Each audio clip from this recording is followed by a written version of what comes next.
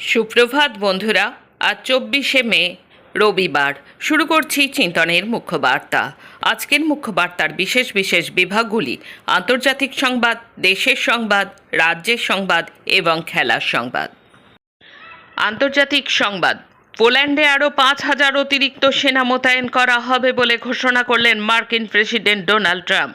মার্কিন প্রতিরক্ষা দপ্তর পেন্টাগন দেশটিতে 4,000 সেনা পাঠানোর একটি পূর্বপরিকল্পিত সিদ্ধান্ত বাতিল করার ঠিক এক সপ্তাহের মাথায় বৃহস্পতিবার ট্রাম্প এই নতুন ঘোষণা করলেন। নিজের সামাজিক যোগাযোগ মাধ্যম ট্রুথ সোশ্যালে দেওয়া এক পোস্টে ট্রাম্প লেখেন, পোল্যান্ডের প্রেসিডেন্ট নাভারোকির সঙ্গে সুসম্পর্কের ওপর ভিত্তি করে এই সিদ্ধান্ত নেওয়া হয়েছে। গত বছর পোল্যান্ডের প্রেসিডেন্ট নির্বাচনের সময় নাভারোকিকে সরাসরি সমর্থন করেছিলেন ট্রাম্প। অতিরিক্ত এই সেনারা আগে বাতিল হওয়া পরিকল্পনার অংশ নাকি নতুন কোনো অভিযানের আওতায় ছিলেন সেই বিষয়ে মার্কিন প্রেসিডেন্ট বিস্তারিত কিছু জানাননি। প্রত্যাশার চেয়েও দ্রুত গতিতে নিজেদের সামরিক সক্ষমতা পুনরুদ্ধার করছে ইরান। এমনকি গত এপ্রিল থেকে যুদ্ধবিরতির মধ্যে ড্রোন বানানো শুরু করে দিয়েছে এমন খবর পেয়েছেন যুক্তরাষ্ট্রের গোয়েন্দা কর্মকর্তারা। গোয়েন্দা সূত্র সংশ্লিষ্ট দুটি সূত্র সিএনএনকে জানিয়েছে, যুক্তরাষ্ট্র এবং ইসরায়েলের হামলায় ক্ষতিগ্রস্ত সামরিক সক্ষমতার কিছু অংশ ইতিমধ্যেই পুনর্গঠন শুরু করেছে তেহরান। আরও 4টি সূত্র বলছে, পুনরুদ্ধারের গতি যুক্তরাষ্ট্রের প্রাথমিক অনুমানের চেয়েও অনেক বেশি। গোয়েন্দা তথ্যের সঙ্গে পরিচিত সূত্রগুলোর মতে, চলমান সংঘাতের সময় ইরানের অনেক ক্ষেপণাস্ত্র ঘাঁটি, ক্ষেপণাস্ত্র উৎক্ষেপণ যন্ত্র ও অস্ত্র কারখানা ধ্বংস হয়েছিল। এখন সেগুলো আবার সচল করা হয়েছে। কিউবাকে যুক্তরাষ্ট্রের জন্য হুমকি বললেন রোমিও। রাহুল কাস্ত্রোকে অভিযুক্ত করায় চীন এবং রাশিয়ার নিন্দা। কিউবা যুক্তরাষ্ট্রের জাতীয় নিরাপত্তার জন্য হুমকি তৈরি করছে বলে মন্তব্য করেছেন মার্কিন পররাষ্ট্রমন্ত্রী মার্কো রুবিও। তিনি মনে করেন, দুই দেশের মধ্যে সংকটের শান্তিপূর্ণ সমাধানের সম্ভাবনা খুবই কম। যুক্তরাষ্ট্র কিউবার সাবেক প্রেসিডেন্ট রাহুল কাস্ত্রোর বিরুদ্ধে 1996 সালে দুটি বিমান ভূপতিত করে মার্কিন নাগরিকদের হত্যার অভিযোগ আনার একদিন পর রুবিও এই কথা বলেছেন। রুবিও আরও বলেছেন, যুক্তরাষ্ট্র শান্তিপূর্ণ কূটনৈতিক সমাধান চায়। তবে তিনি সতর্ক করে বলেন, প্রেসিডেন্ট ডোনাল্ড ট্রাম্প দেশের নিরাপত্তা রক্ষায় যে কোনো হুমকির বিরুদ্ধে ব্যবস্থা নেওয়ার অধিকার রাখেন। তবে কিউবার পররাষ্ট্রমন্ত্রী ব্রুনো রদ্রিগেজও রুবিওর বক্তব্যকে মিথ্যা বলে উল্লেখ করেছেন। তিনি বলেন, কিউবা কখনোই যুক্তরাষ্ট্রের জন্য হুমকি ছিল না। বিশ্বের সর্বোচ্চ পর্বতশৃঙ্গ মাউন্ট এভারেস্টের চূড়ায় ওড়ানো হলো ফিলিস্তিনের গাজা উপত্যকার যুদ্ধপীড়িত শিশুদের বার্তা এবং স্বপ্ন সম্বলিত একটি ঘুড়ি। ফিলিস্তিনি জর্ডান বংশোদ্ভূত পর্বত আরোহী মোস্তাফা সালমাহা 21শে মে সকালে এভারেস্ট জয় করে এই অনন্য নজির স্থাপন করেন। আল জাজিরার এক প্রতিবেদনে এই তথ্য নিশ্চিত করা হয়েছে। 56 বছর বয়সী পর্বত আরোহী মোস্তাফা সালামো যখন এভারেস্টের চূড়ায় পা রাখেন, তখন তার পিঠে থাকা বিশেষ সরঞ্জামের মধ্যে ছিল ফিলিস্তিনের জাতীয় পতাকার 4 রঙে রাঙানো একটি ঘুড়ি। ঘুড়িটির বুকে গাজার অবরুদ্ধ এবং যুদ্ধবিধ্বস্ত শিশুদের ছোট ছোট স্বপ্ন, আশা এবং যুদ্ধের ভয়াবহতার নানা করুণ বার্তা হাতে লিখে দেওয়া হয়েছিল। এই অভিযানের মূল উদ্দেশ্য ছিল গাজার নিষ্পাপ শিশুদের ওপর চাপিয়ে দেওয়া যুদ্ধের ভয়াবহতা বিশ্বমঞ্চে তুলে ধরা এবং তাদের কণ্ঠস্বরকে বিশ্বের সর্বোচ্চ স্থানে পৌঁছে দেওয়া।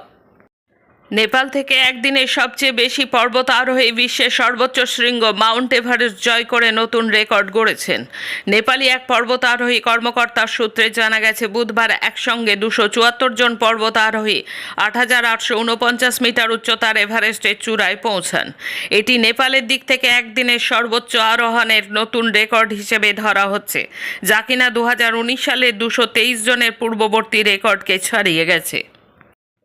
আসছি দেশের খবরে। মার্কিন প্রেসিডেন্ট ডোনাল্ড ট্রাম্পের বিশেষ দূত হিসেবে ভারতের প্রধানমন্ত্রী নরেন্দ্র মোদীকে হোয়াইট হাউসে যাওয়ার আমন্ত্রণ জানালেন আমেরিকার বিদেশ সচিব মার্কো রুবিও।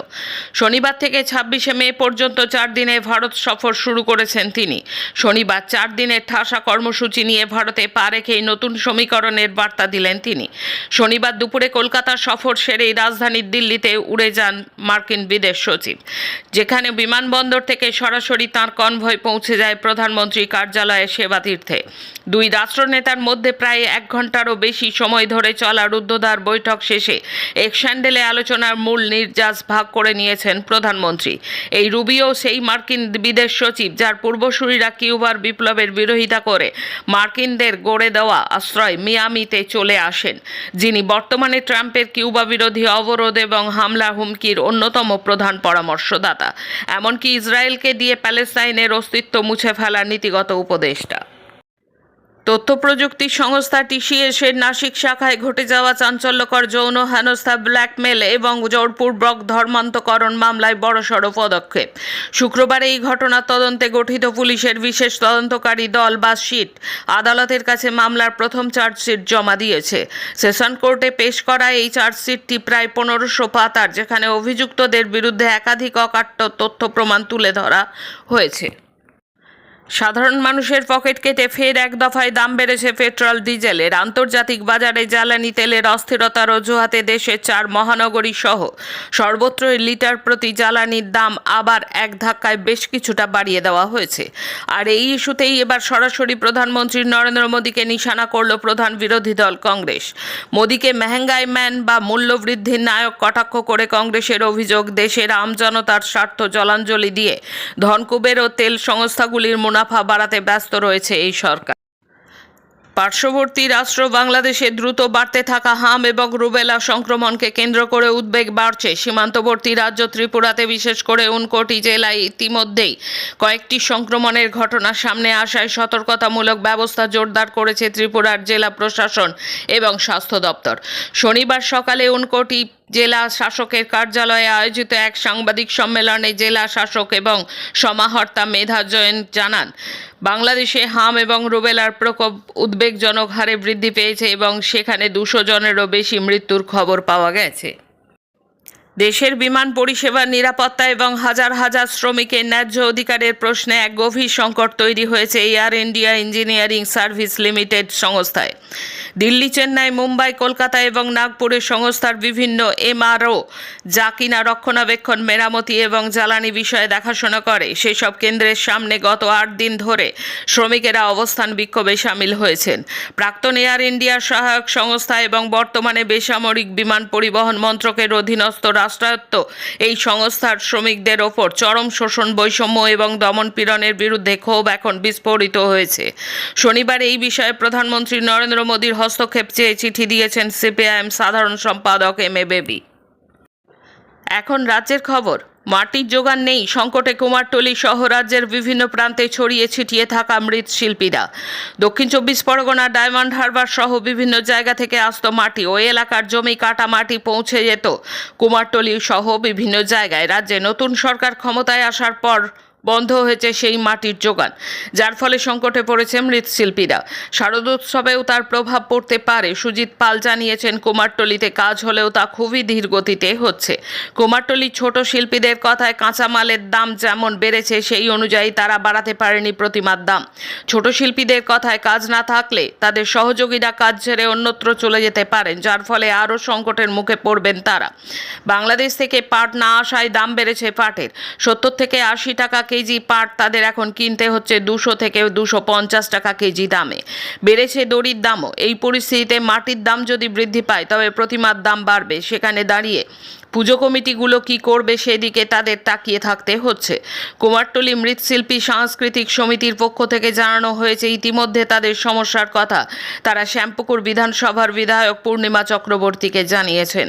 এর পাশাপাশি প্রশাসনের কাছেও তারা আবেদন জানাচ্ছেন এই সংকট থেকে তাদের মুক্ত করার জন্য।